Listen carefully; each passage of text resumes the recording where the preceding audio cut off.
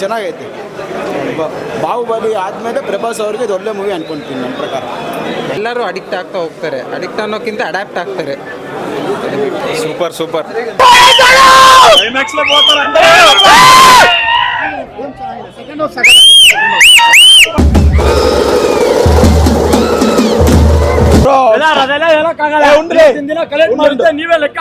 Starting 1000 ಕೋಟಿ 1,500 ಕೋಟಿ collect ಮಾಡವ್ರೆ. 2,000 3,000 ಕೋಟಿ ಬರುತ್ತೆ ಅನ್ಕೊಂಡಿದೀವಿ. ಫಿಲಂ ಕಂಟೆಂಟ್ ಚೆನ್ನಾಗೈತೆ, ಓಲ್ಡ್ ಸ್ಟೋರಿ ತಾನೆ, ಪಕ್ಕಾ ಮಾಸ್ ಆಗಿರುತ್ತೆ. ಸಖತ್ತಾಗಿ ಮಾಡವ್ರೆ, ಸಖತ್ತಾಗಿದೆ ಫಿಲಂ. ಸೆಕೆಂಡ್ ಹಾಫ್ ಅಂತೂ ಸೂಪರ್ ಆಗಿದೆ. ಮೂವಿ ಮಾತ್ರ ಸೂಪರ್ ಆಗಿದೆ. ತೆಲುಗು ಫಿಲಂ ಸಖತ್ತಾಗಿದೆ ಬ್ರೋ. ಒಂದೊಂದು ಸೀನು ಗೋಸ್ ಬಾನ್ಸ್ ಬರ್ತದೆ. ಡೈರೆಕ್ಟರ್ ಮಾತ್ರ ಚಲಿಟ್ ಹೊಡಿಬೇಕು, ಬೇರೆ ಪ್ರಪಂಚಕ್ಕೆ ಕರ್ಕೊಂಡು ಹೋಗ್ತಾರೆ. ಮಾತ್ರ ಒಬ್ಬೊಬ್ರು ಆಕ್ಟರ್ ಎಂಟ್ರಿ ಆಯ್ತಾರೆ, ಒಬ್ಬೊಬ್ರು ಇದಾರೆ ದೊಡ್ಡ ದೊಡ್ಡ ಆಕ್ಟರ್ಗಳು. ತುಂಬಾ ಸೂಪರ್ ಆಗಿದೆ ಮೂವಿ. ಸೆಕೆಂಡ್ ಹಾಫ್ ಅಂತೂ ಮಿಸ್ ಮಾಡಲೇಬೇಡಿ.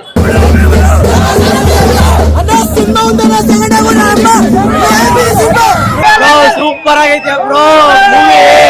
ಸೂಪರ್ ಆಗಿದೆ, ಸೂಪರ್ ಆಗೈತೆ. ವಿಜಯ್ ದೇವರಕೊಂಡ ಕ್ಲೈಮ್ಯಾಕ್ಸ್ ಅಲ್ಲಿ ಬಂದ ವಿಜಯ್ ದೇವರಕೊಂಡ ಇವ್ರು ಬಂದ್ರು. ಮಹಾಭಾರತ ಸ್ಟೋರಿ ತರ ಐತೆ, ಮಹಾಭಾರತ ತರ ಸ್ಟೋರಿ ತೆಗ್ದವ್ರೆ. ಮಹಾಭಾರತ ತರ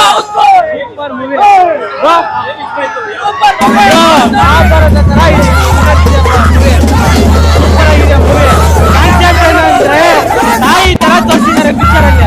ಅಂದ್ರೆ ತಾಯಿ ತರ ತೋರಿಸಿದ್ದಾರೆ. ಹೆಚ್ಚಿನ ತಾಯಿ ನಮ್ಗೆ 9 ತಿಂಗಳು ಇರ್ತಾರೆ, ಹೊಟ್ಟೆ ಹೋಗ್ತಾರೆ. ಮಳೆ ಬಂತು, ಇಲ್ಲೂ ಮಳೆ ಬರ್ತೈತೆ. ಅರ್ಥ ಮಾಡ್ಕೊಳ್ಳಿ ಫಿಲಂ ಹೆಂಗೈತೆ ಅಂತ. ರಾಜುಲಕ್ಕೆ ರಾಜು ಪ್ರಭಾಸ್. ಈ ಪೊಮಗ್ರಾನೇಟ್ ಎಲ್ಲ ವೇಸ್ಟ್.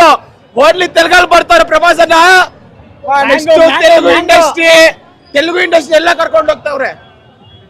ಮಾರ್ಬಲ್ಸ್ ಬರ್ತಾರೆ, ಚಾಕ್ರಿ ಇಟ್ಕೊಂಡು ಅದು ಇದು ಬರ್ತಾನೆ. ರಾಜಮೌಲಿ ಬರ್ತಾವ್ರೆ, ರಾಜಮೌಲಿ ಬಂದವ್ರೆ,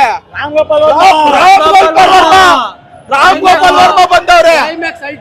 ಕ್ಲೈಮ್ಯಾಕ್ಸ್ ಎಲ್ಲ ಕ್ಲೈಮ್ಯಾಕ್ಸ್ ಐಟ್ ಪಿಕ್ಚರ್ ಗೆ. ವಿಜಯ್ ದೇವರಕೊಂಡ ಏನಕ್ಕೆ ಬಂದವ್ರ ಅಂತ ಗೊತ್ತಿಲ್ಲ, ಆದ್ರೂ ಚೆನ್ನಾಗಿದ್ದಾರೆ. ಪ್ರಭಾಸ್ ಅಂದ್ರೆ ತುಂಬಾ ಹೈಲೈಟ್. ಹೇಳ್ಬೇಕಂದ್ರೆ ಕರ್ಗ ಕೆಲಿತಾರೆ ತೇರು. ಒಳಗಡೆ ಹೋಗಿ ನೋಡಿ, ಒಂದು ಚೇರು ಖಾಲಿ ಇಲ್ಲ.